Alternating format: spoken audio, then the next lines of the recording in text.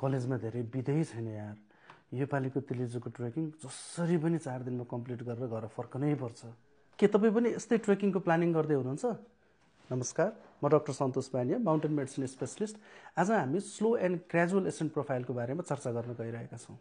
यदि तपाईँको यात्रा पनि 2500 मिटरभन्दा माथिको छ भने आफ्नो ट्रेकिङ प्लानलाई सिरियसली लिनुहोला। हाई एल्टिच्युडमा यात्रा गर्दा प्रत्येक दिन कति उचाइ चढ्ने, कुन उचाइमा गएर रात बिताउने, कहिले आराम गर्ने जस्ता कुराहरूलाई उच्चतम प्राथमिकतामा राख्नुपर्दछ। विल्डरनेस मेडिकल सोसाइटी र माउन्टेन मेडिसिन सोसाइटी अफ नेपालले यसै विषयलाई लिएर गाइडलाइन रिकमेन्ड गरेको छ र यसलाई हामीले slow and gradual accent profile भनेर भन्छौँ।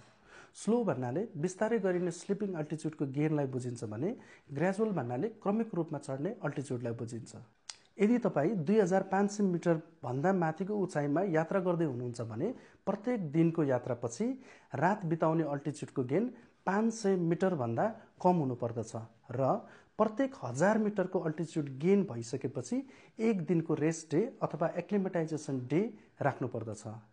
यदि तपाईँ 6000 मिटर भन्दा माथिको उचाइको यात्रा गर्दै हुनुहुन्छ भने 1000 मिटरको उचाइ गेन भइसकेपछि एक दिनभन्दा बढी रेस्ट डे लिनुपर्दछ।